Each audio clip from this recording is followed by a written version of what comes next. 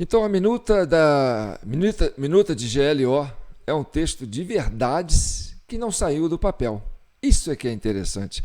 E nós vamos mostrar para vocês na íntegra e vamos debater com vocês essa minuta de GLO, que na verdade era um rascunho, até porque tinha numeração ali que estava ainda fora do lugar, por exemplo, item 1, item 2, depois passava para o item 4, depois passava para o item 3, depois de novo voltava para o item 4, ou seja, nem chegou a ser revisado. Foi um texto que foi pensado, mas na época, né, aquilo não foi adiante. Portanto, não houve, né, a implementação da GLO, nem tentativa de implementar, porque o texto nem chegou a ser revisado. Mas o fato desse texto ter sido publicizado, né, colocou em evidência algumas verdades da época. E depois de um ano que se passaram, né, mais de um ano, essas verdades se multiplicaram em evidências concretas do que estava ali naquele texto era a mais absoluta verdade do que estava acontecendo no Brasil naquele momento e que só foi agravando desse 2023 para cá com a posse desse atual governo. Vamos falar sobre isso. E vamos falar, antes de mostrar sobre a minuta do GLO, que vocês vão conhecê-la na íntegra aqui, vamos falar também do choro do Pacheco, que se reuniu com o presidente Lula, junto com os senadores que o apoiam, né, a base do governo Lula ali no Congresso, e o Pacheco chorou, dizendo que tem medo de ser preso, ou tinha medo de ser preso. Se chorou, ou ainda tem medo de ser preso, né? Eu não sei. Esse choro do Pacheco, essa crise de depressão do Pacheco, a gente vai ter que entender. Outra coisa, o abalo sísmico na base do Lula dentro do Congresso, principalmente na Câmara dos Deputados. Esse bafafá que vocês estão vendo aí entre o presidente do União, que foi afastado, o tal do Bivar, porque esse Bivar era um cara que estava fechado com o Lula.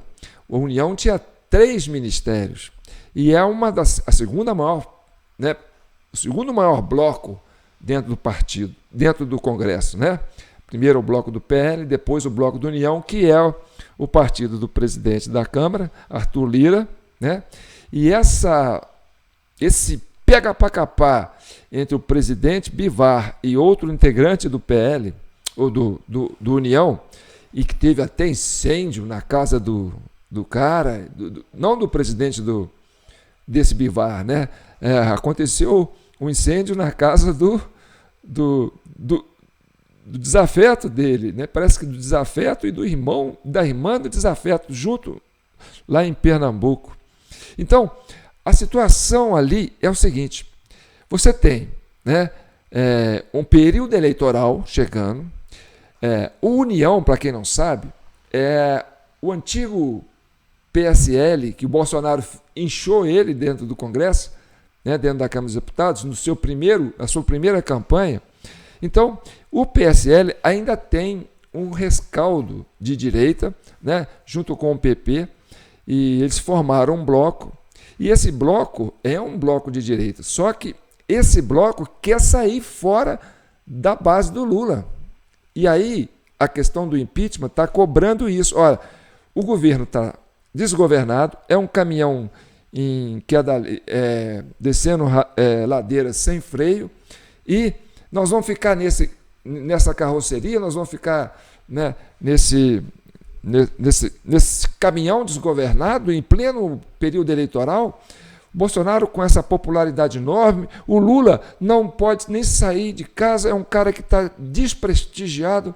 Então, é uma coisa que está me chamando a atenção e me parece que não teremos boas coisas por aí. Parece que, como eu disse para você, é um abalo sísmico, 2 placas tectônicas ali, que é da base do Lula, que está se mexendo para descolar do governo Lula e aderir ao discurso da direita com o Bolsonaro e apoiando o impeachment, ou, quem sabe, né, já a anulação das eleições, e aí assume o Lira, e o Lira criando, o próprio Lira pode aproveitar esse texto da minuta da GLO aí e criar uma GLO, entendeu? Porque a GLO pode ser convocada por um dos membros do poder, né, do poderes, tanto legislativo, executivo ou judiciário. Como o judiciário está brigando com o executivo, o legislativo, que é a casa do povo, que é a democracia, que é o parlamento, que é o primeiro poder, e quem assume, no caso da vacância do presidente e do vice, é o presidente da Câmara, Arthur Lira. Então, esse movimento que está acontecendo ali dentro da União pode estar caminhando para isso. E aí aconteceu uma reunião do Pacheco, do Pachequinho, com o Lula no Palácio da Alvorada. Gente, e essa reunião, o Pacheco chorou. Vamos ouvir isso aí? Eu vou trazer aqui acho que é a Andréia, né? Eu costumo assistir alguns vídeos dela. Ela é esquerdista mesmo. O negócio dela ali é quase uma milícia digital mesmo. O negócio dele é bater no pessoal da direita e apoiar o governo Lula. Vamos ver o trechinho que eu recortei da fala dela. Rodrigo Pacheco teve uma reunião com Lula. Lula se reuniu com Rodrigo Pacheco e outros senadores da República. Diz que Rodrigo Pacheco, meu querido, minha querida, até chorou. Que eles falaram da tentativa de golpe. Rodrigo Pacheco disse que sabe que se não fosse as eleições e que se não fosse a vitória de Lula nas eleições, Rodrigo Pacheco falando nessa reunião, com os olhos cheios de lágrimas, ele sabe que hoje, muito possivelmente, ele estaria preso. Por que será que ele acha que estaria preso? A gente, quando acha que estaria preso, ou porque tem culpa no cartório, não é? Mas vamos continuar ouvindo a Andréia. Rodrigo Pacheco quer o apoio de Lula para ser governador em 2026 e derrubar a Zema ali e os bolsonaristas ali em Minas Gerais. Tá perdido. Por isso que ele chorou. Gente, imagina o Lula no palanque do Pacheco em Minas Gerais para enfrentar, né, o pessoal do governador Zema com o apoio do Bolsonaro, da Michele, entendeu? Aqui em Minas Gerais. Logo em Minas Gerais. Ou seja, o Pacheco tá no tal do lugar nenhum, tem que chorar. Quem que é o Lula no palanque hoje? O Lula hoje é um zero à esquerda no Brasil, em termos de apoio. Se ele subir no palanque, ele tira voto. E esse negócio do mesário pianista, né, a direita já acordou para isso, entendeu? Então, nós já até mandamos o relatório, muitas pessoas estão adquirindo esse relatório para entender como funciona essa operação do mesário pianista, que é aquilo que garante o Lula, né, uma vitalidade no processo eleitoral. Não é à toa que eles tiraram ele da cadeia, depois daquilo tudo que ele foi acusado, e trouxeram ele para ser candidato a presidente, colocando o Alckmin de vice, que era aquele que falou que ia levar ele de volta à cena do crime, né? E por quê? Porque sabia desse esquema aqui, ó. E agora esse esquema já é de domínio público, o mesário pianista. E eu conto com o aval de 5 ministros do STF que dão sustentação para isso. E para você adquirir esse relatório, basta você fazer um Pix de R$20 a título de contribuição para o nosso e-mail aqui, ó, jpnoticias@gmail.com.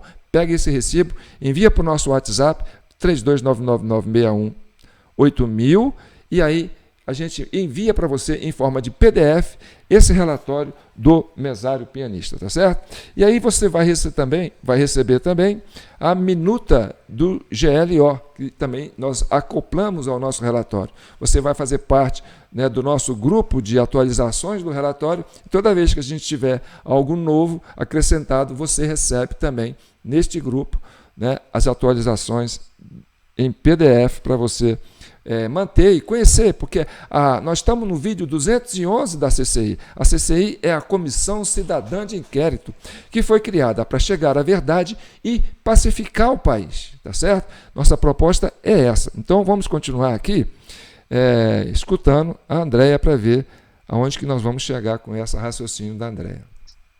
Então, Rodrigo Pacheco chorou numa reunião com a Lula e sabia e disse que se não fossem as eleições e se Lula não tivesse ganhado as eleições, ele estaria preso. E se Lula não ganhou as eleições, será que é por isso que ele chorou? Será que existe alguma coisa que possa provar que o Lula não ganhou as eleições? Essa é uma pergunta que você vai encontrar aqui no relatório da Comissão Cidadã de Inquérito sobre o esquema do mesário pianista. Gente, esse termo mesário pianista foi forjado por Sua Excelência Ministro Gilmar Mendes.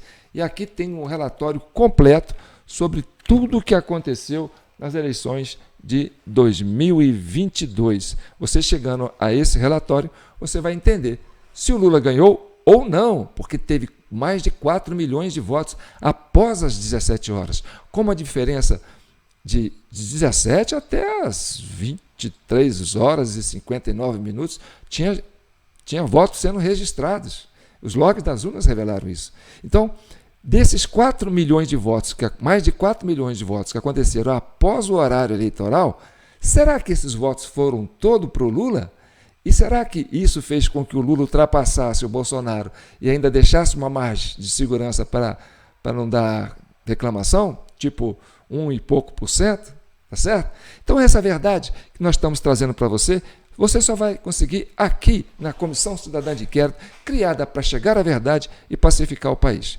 Vamos conhecer, vamos terminar com a Andréia, né? Porque fica essa questão, o choro do Pacheco, né? Essa depressão da Pacheco, é porque o Pacheco foi, ao longo do tempo, uma espécie de válvula, né? Ele fechava o Congresso para que não tivesse uma reprimenda nas ações de arbitrariedade do STF. E aí o STF foi se inflando e abusando, e aí o que acontece?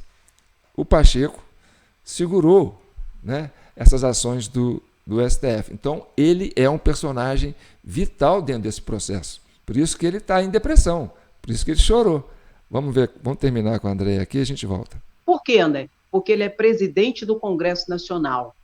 E para Bolsonaro estabelecer um estado de sítio, ele precisaria da anuência do Conselho da Defesa, do Conselho da República e do presidente do Congresso Nacional. E com certeza Rodrigo Pacheco não daria sua anuência. Por isso que ele era previsto ali como um dos que estariam e que seriam presos. Por isso, Pacheco chorou, né? Um homem daquele tamanho, chorando na reunião com os ministros, na frente dos ministros, né? É sinal que existe algo errado acontecendo e ele sabe que ele está realmente hoje numa sinuca de bico, porque o Pacheco foi muito cobrado, não só por juristas, né, por promotores, por desembargadores, pessoas que entendem, ex-ministros do STF, né, pessoas que têm capacidade de entendimento da ação do poder de um presidente do Senado, do Congresso, como o senador Pacheco, e ele foi o cara que fez a contenção, né? Ele fechou uma barragem e deixou que o STF agisse à revelia e virou essa biruta de aeroporto, né? Que deixou o Brasil desgovernado, com instabilidade jurídica. Né? Então, esta é a razão do Rodrigo Pacheco ter chorado. Agora vamos a uma reportagem que saiu sobre essa reunião, entendeu? E tem uma foto ali, gente, que é icônica. Nós vamos colocar essa foto aqui, né? Que é o seguinte, o jornalista, quando vai fazer uma foto de um político ou de um grupo de políticos, gente, trabalho com mídia, trabalho com comunicação. Você faz uma foto no mesmo plano, entendeu? Na horizontal, ou você faz a foto de baixo para cima e coloca o político, né, numa posição mais elevada, ou seja, ele é grande, ele está por cima, ele está poderoso. Agora, quando você tira uma foto por cima e o político está lá embaixo, então você fala, a ideia que passa é o seguinte, olha, eles estão no fundo do poço, eles estão lá embaixo, eles estão pequenos. Essa foto é icônica. Não sei se o fotógrafo que tirou essa foto pensou nisso. Pode ser que o que aconteceu na reunião com o choro do Pacheco tenha levado a esse entendimento. Porque é uma foto, quer dizer, é uma reunião de desespero. Essa reunião da base dos senadores que apoiam e que vão lá, trouxeram o Pacheco, falaram, Pacheco, você vai pegar uma pedreira. Ou seja, essa briga ali dentro da União, que está se movendo, né? Esse abalo sísmico, onde o epicentro está no ex-presidente que foi afastado do Partido União, que é o Bivar, né?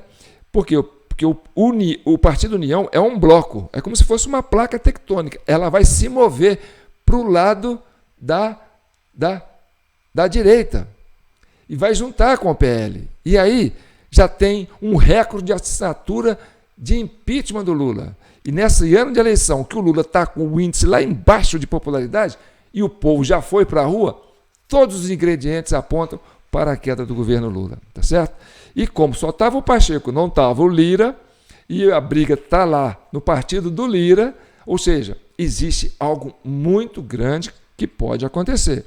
Eu não costumo errar nas minhas previsões, mas é uma sensação que eu estou tendo em função da conjuntura que está apresentada. Então, eu vou mostrar para vocês aqui, essa é a matéria, tá certo? Lula marca posição contra a PEC do fim da reeleição em reunião com senadores. Aí, em encontro no Palácio da Alvorada, na noite de terça-feira, 5, o presidente do Senado, Rodrigo Pacheco, disse que petistas foi candidato certo contra Bolsonaro na última eleição. E aí tem essa foto aí, gente. Olha que foto, que vacilo. Como é que um grupo de senadores, junto com o presidente do Congresso e junto com o presidente Lula, né? Não sei se o Alckmin está aí também. Parece, eu não estou conseguindo ver, porque está pequenininho aqui. Gente, essa turma está num buraco. Você olhando de baixo para cima, você fala assim, olha, é como se estivesse no fundo de uma cisterna, como eles caíssem no buraco. Como é que eles deixam isso virar publicidade? Gente, cadê o marketing do Lula? Cadê o Duda Mendonça? E aí vamos ver aqui, ó. O texto é muito interessante, né? O texto fala assim, o presidente Luiz Inácio Lula da Silva recebeu o presidente do Senado, Rodrigo Pacheco, e líderes partidários da casa do Palácio da Alvorada na noite desta terça-feira, petista. Se posicionou contrário à proposta da emenda à Constituição PEC da reeleição para cargos do Executivo. Gente, eu quero chamar a atenção para vocês desse detalhe. Essa PEC que tem aí, que está rodando, que quer fazer, vamos passar para 5 anos e tirar a reeleição. Eles fizeram essa reunião para falar que eles são contra. Na verdade, pode ser que eles é que estão articulando isso. Por quê? Porque eles querem ganhar mais um ano e sabem que o Lula não tem capacidade de ganhar a eleição mais e provavelmente, se ele sair candidato, vai ser um furo, um tiro no pé, ou seja, então vamos dizer que não tem reeleição para dizer que o Lula não pode sair candidato porque não tem reeleição. Tá certo? Então, tudo que o PT costuma fazer, quando ele fala assim, eu sou contra isso, e vai lá e fala, às vezes é porque ele é a favor, entendeu? Então, quando ele acusa alguém de fazer isso, é porque é ele que está fazendo. Essa é a lógica, gente. Agora, eu vou mostrar para vocês por que isso faz sentido, entendeu? Presta atenção.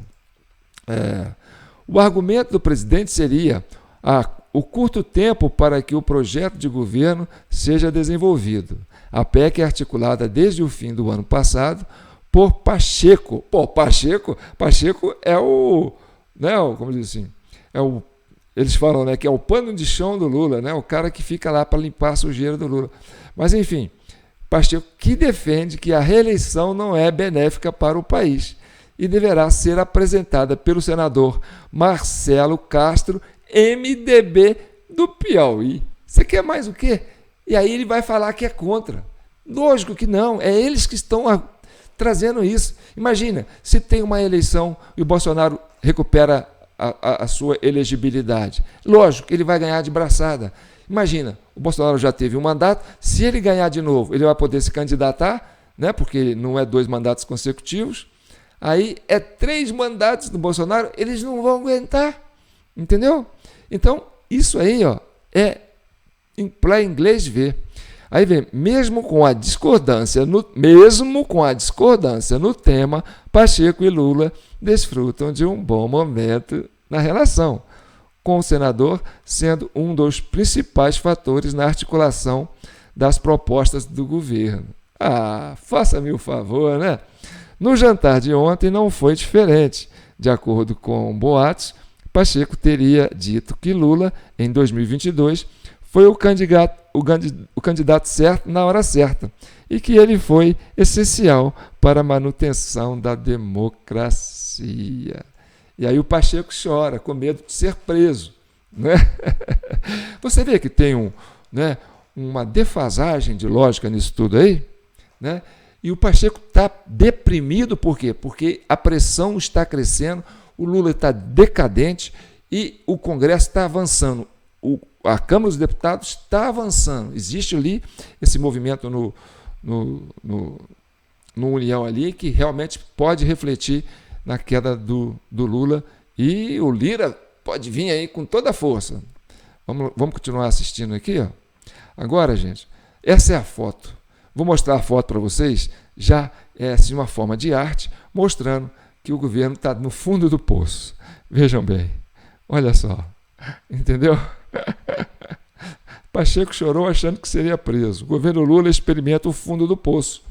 Então, como é que eles deixam fazer uma foto dessa? O jornalista, ou ele é maldoso, ou ele é ingênuo, tá certo? Porque ele falou assim, cara, essa reunião de vocês é uma reunião de desespero.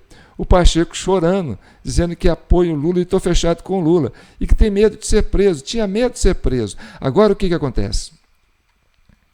Vem a público a minuta de GLO, que é um texto cheio de verdades e que não saiu do papel, não foi praticado, entendeu? E que tudo que essas verdades que estavam lá só foram se avolumando num crescente, entendeu? Então, o que acontece? O Lira hoje pode sim decretar essa GLO. Então, a sociedade que tanto queria que que fosse decretada uma GLO, porque a sociedade brasileira que foi para a rua pedir essa GLO. Era um anseio do povo. O povo está na rua para defender Bolsonaro.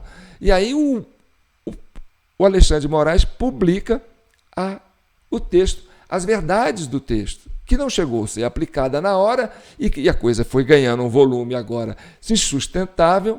Então, foi o maior furo no pé essa publicação da GLO. Agora nós vamos trazer o texto da GLO e eu vou comentar isso com vocês, entendeu?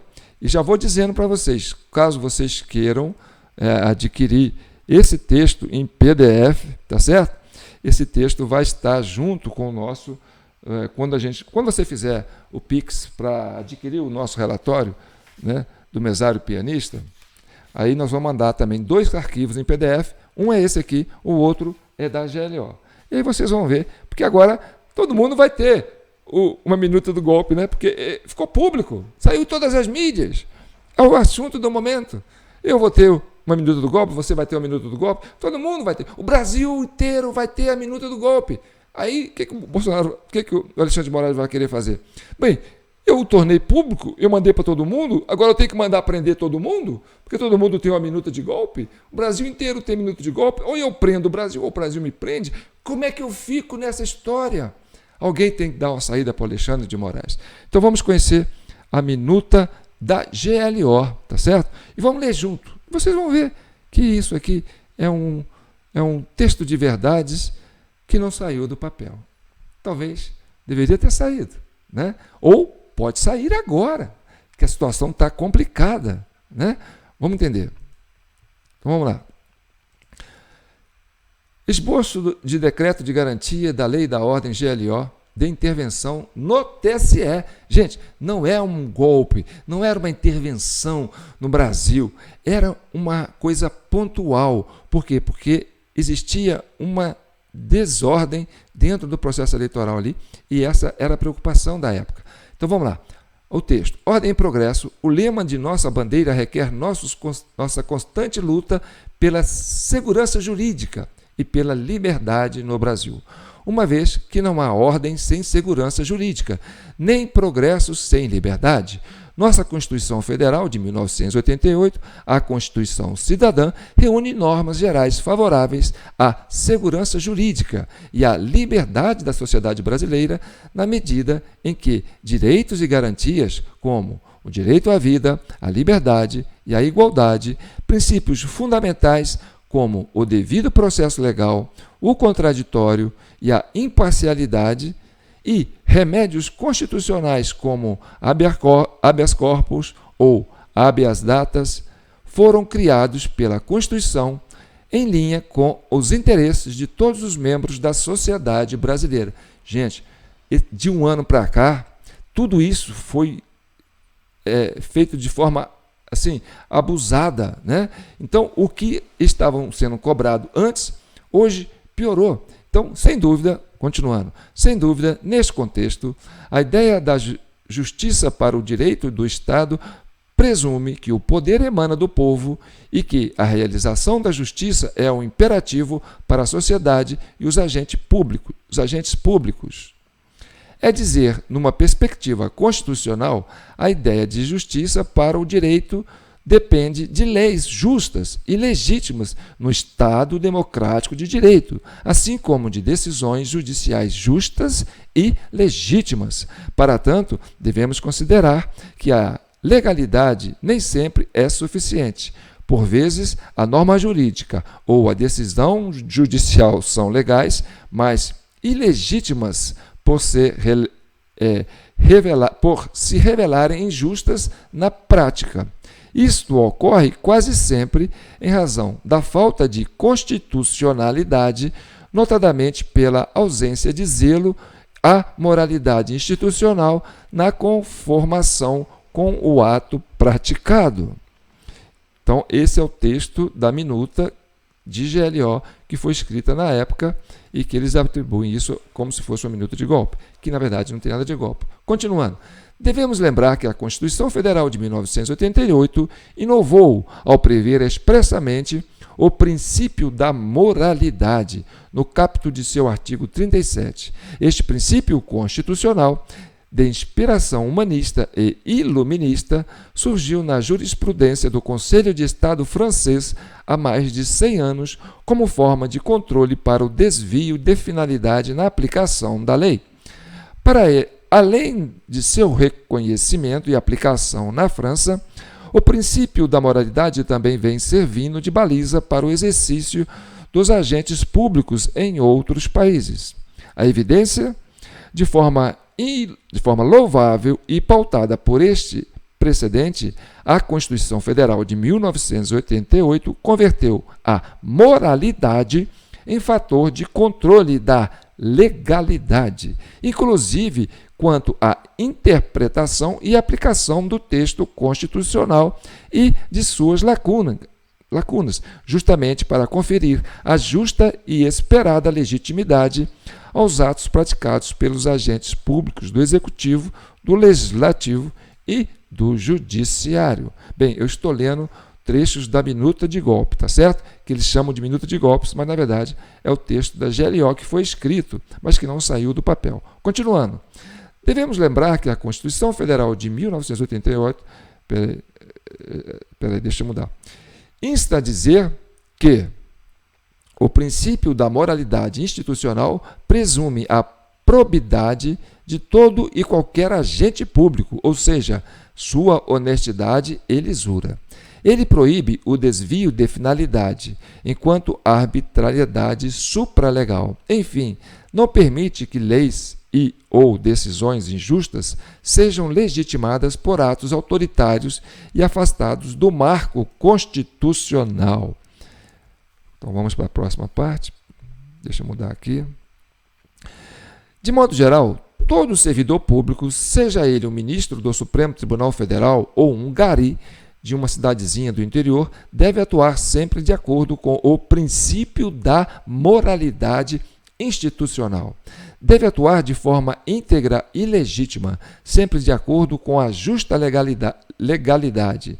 O servidor público, no exercício da magistratura, não pode aplicar a lei de forma injusta, ou seja, contra a Constituição, em especial de modo contrário ao princípio da moralidade institucional. Isto porque este mandado constitucional não pode ser afastado, nem ter o seu alcance mitigado. Deve sempre ser considerado aplicado. Do contrário, teremos uma atuação ilegítima. Vai vendo. O juiz de direito, seja ele ministro do STF ou não, nunca pode agir sem a devida e esperada conformação de suas decisões à moralidade institucional. Enquanto guardiões da Constituição, os ministros do Supremo Tribunal Federal, STF, também estão sujeitos ao princípio da moralidade, inclusive quando promovem o ativismo judicial.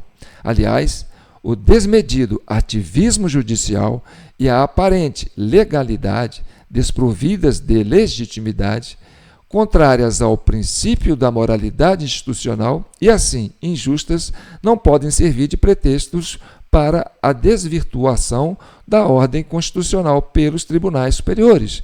Se não, vejamos, entre outros, algumas situações recentes. Estou lendo parte do texto da GLO que foi pensado no fim do ano de 2022. Então, item 1. Você repara que aqui tem 1, 2, 3. Mas vamos lá. Aqui eu coloquei em ordem, mas no original, essa numeração ela está errada, tá certo? Aparece o 1, o 2, depois aparece o 4, depois aparece o 3. Então, vamos colocar isso aqui. As normas legítimas autorizando a atuação de juízes suspeitos nestas eleições, o ministro Alexandre de Moraes nunca poderia ter presidido o TSE, uma vez que ele e o Geraldo Alckmin possuem vínculos de longa data, como todos sabem. Aí, o segundo item. As decisões legítimas permitindo a censura prévia, restringindo as prerrogativas profissionais da imprensa e de parlamentares, por exemplo. Outro item. As decisões limitando a transparência do processo eleitoral, impedindo o reconhecimento de sua legitimidade, impedindo o acesso do Ministério da Defesa ao código-fonte das urnas, não apurando a denúncia do PL quanto às urnas velhas e ainda impondo multa arbitrária e confiscatória para constranger o PL em razão de suposta litigância de má-fé. Aliás, os 2 primeiros dígitos da multa imposta coincidem com o número do partido político em questão. E, gente, aí, quando eles falam de código-fonte, eu falo para vocês, volta aqui para mim. Isso, nós avançamos nisso, certo? E nosso estudo é muito completo sobre a questão da influência do mesário pianista no processo eleitoral. Porque o mesário, ele tem, na prerrogativa dele, a digital do mesário é cadastrada na urna eletrônica. Por quê? Porque quando a digital do eleitor não funciona, é a digital do mesário que é usada para abrir a urna para o eleitor votar. Ou seja, o mesário, com a digital dele, ele abre a urna para qualquer eleitor votar. Inclusive ele mesmo pode colocar ali, digitar o número do título de eleitor, do eleitor que não compareceu e votar no lugar dele. Entendeu? E depois das 17 horas, mais de 4 milhões de votos foram registrados nos logs das urnas eletrônicas e nós estamos trazendo esse material aqui para vocês. E como a diferença foi de 2 milhões, mais ou menos, esses 4 milhões de votos que vieram após o horário eleitoral, você vai ficar sabendo se eles foram para o Bolsonaro ou se eles foram para o Lula ou se foram distribuídos de forma homogênea. Porque esses 4 milhões de votos aconteceram das 17 até as 23 horas e 11 minutos, quando não poderia acontecer votos. E isso está registrado no log das urnas que a população teve acesso, entendeu? E depois, você conhecendo o nosso material, você adquirindo o nosso relatório, é só mandar um pix para jpnoticias@gmail.com de R$20 a título de colaboração e você recebe no seu WhatsApp né? Manda esse recibo para o nosso WhatsApp aqui, 3299618000, e a gente envia para você esse arquivo do nosso relatório em PDF. E mandamos também um arquivo para você dessa minuta que foi escrita no fim do ano de 2022. Vamos continuar lendo. Então, estamos lendo a minuta da GLO, que foi pensada, né, mas não saiu do papel, né? Outro item, as decisões afastando muitas causas justas da apreciação da justiça, o TSE não apurou a denúncia relativa à falta de inserções de propaganda eleitoral. Isso era grave? Era, lógico. Você cria um desequilíbrio no conjunto, né, das campanhas. As decisões abrindo a possibilidade de revisão do trânsito em julgado de importantes matérias já pacificadas pelo STF, notadamente para prejudicar os interesses de certos determinados contribuintes. Então vamos continuar. Nós estamos lendo a minuta da GLO, que foi pensada, né? Não foi nem saiu do papel, nem saiu do resumo. É importante dizer que todas estas supostas normas e decisões são ilegítimas, ainda que sejam aparentemente legais ou supostamente constitucionais, isto porque são verdadeiramente inconstitucionais na medida em que ferem o princípio da moralidade institucional, maculando a segurança jurídica e, na prática, se revelando manifestamente injustas. Para além destes fundamento comum de verdadeira inconstitucionalidade, meu telefone tocou, eu vou ter que colocar aqui no silencioso. Você não pensou nisso, João? Tem que pensar, João. Então vamos lá. Para além deste fundamento comum de verdadeira inconstitucionalidade, outros princípios, direitos e garantias também restam vulnerados de forma pontual. Enfim, são normas e decisões aparentemente constitucionais, mas inconstitucionais em verdade, que colocam em evidência a necessidade de restauração da segurança jurídica e de defesa das liberdades em nosso país.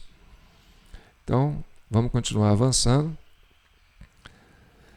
Não à toa, encontramos ao longo da história algumas ideias convergentes ao apoio de nosso discurso. Na antiguidade, dar a cada um o que é seu já era uma ideia defendida por Aristóteles, como definição de justiça e princípio de direito. No Iluminismo, a necessidade de resistência às leis injustas já era uma ideia defendida por Tomás de Aquino. Mais recentemente, após a Segunda Guerra Mundial, Otto Bischoff defendeu na Alemanha a possibilidade de controle das normas constitucionais e inconstitucionais, em especial ao reconhecer a existência de um direito supralegal, ou seja, um direito pressuposto natural acima da Constituição e de suas normas. Avançando aqui no texto, vamos lá. Aqui, tratar de forma breve das decisões inconstitucionais do STF, afinal, diante de todo o exposto e para assegurar a necessária restauração do Estado Democrático de Direito no Brasil, jogando de forma inconstitucional dentro das 4 linhas, com base em disposições expressas da Constituição Federal de 1988, declara o estado de sítio e, como ato contínuo, decreta operação de garantia da lei e da ordem aí o texto acaba, entendeu?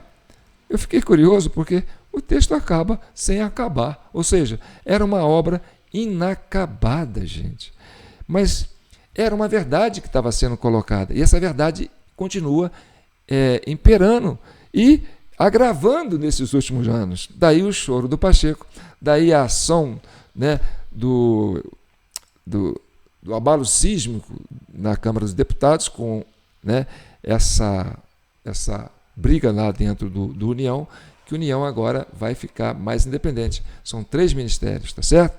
E ó, o governo Lula é a favor dessa PEC que quer tirar a reeleição, tá certo? Ele fala que não, mas é ao contrário, eu sei disso. Então, eu sou João Paulo Guimarães, falando direto de São João del Rei, a capital brasileira da liberdade, Minas Gerais, um estado de espírito, libertas que será também, né?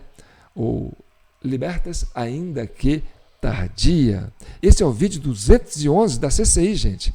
E nós estamos com mais de 200 vídeos e você ainda não viu os outros vídeos que nós temos? Se inscreva no nosso canal no YouTube, TV Del Rey ou TV Del Rey 4. São 2 canais atuantes. E no Facebook nós temos o meu perfil, João Paulo Guimarães, onde eu apresento todos esses vídeos também. Você pode nos seguir tanto no Facebook como no YouTube e ficar atualizado. E pode também mandar um Pix de R$20 a título de contribuição ou qualquer valor que você quiser ajudar a CCI, né, que nós dependemos de vocês, para adquirir o Mesário Pianista, que é um relatório abrangente que vai dizer para você, de fato, e você vai entender quem realmente ganhou as eleições. Né, Pacheco? E aí talvez explique por que você tem medo de ser preso. Né? Eu não sei se esse choro seu é um choro de depressão, certo? Ou se é um choro, né? E nós também estudamos o manual do mesário pianista, ou do mesário, né? Manual do mesário, para poder fazer esse relatório. A gente não está aqui brincando, não. O nosso relatório tem um aval de 5 ministros do STF que avalizam, que dão fundamentação naquilo que a gente falou. Então, se você quiser entender quem de fato ganhou as eleições, faça a aquisição desse relatório e compartilhe, comente, certo? Se inscreva e não deixe de comentar. O seu comentário é importante, porque isso ajuda a tornar o vídeo relevante, tá certo? Fiquem com Deus e que o manto de Nossa Senhora abençoe todos vocês.